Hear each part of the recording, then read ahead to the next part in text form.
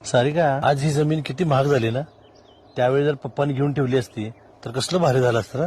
अरे राम, इथं काय करलंय? अहो भाऊजी, आम्ही हे जमीन घ्यायचं म्हणत होतो, पण आता नाही वाटत आम्ही घेऊ शकेल.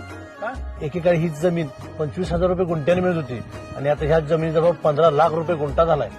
अरे, असल्या महागाईत जमीन घेणं शक्य आहे का आता? अहो, त्यावेळेला ह्यांच्या पप्पांना सगळेजण सांगत होते की ही जमीन घेऊन ठेवा म्हणून.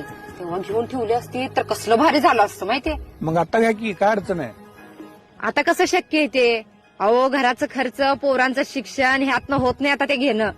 25,000 रुपये गुंठ्याने असताना तर घेतलो बी असतो. घरातल्या या जबाबदारीमुळे माणूस काहीच करू शकत नाही. आता हेच बघा की तुमची किती इच्छा आहे प्लॉट घ्यायची, पण तुम्ही घेऊ शकत नाही कारण घरच्या जबाबदाऱ्याच तेवढ्या आहेत. आणि कदाचित तुमच्या वडिलांच्या बाबतीत पण हेच झालं असेल. इथून पुढे 10-12 वर्षानंतर या प्लॉटचा रेट काय असेल? अंदाजे एक 60-70 लाख रुपये. त्यावेळेस तुमची मुलं पण तुमच्या एवढीच मोठी झाली असतील. तेव्हा तुमची मुलं पण म्हणतील आमच्या आई बापानं आमच्यासाठी काहीच कमवून ठेवलं नाही.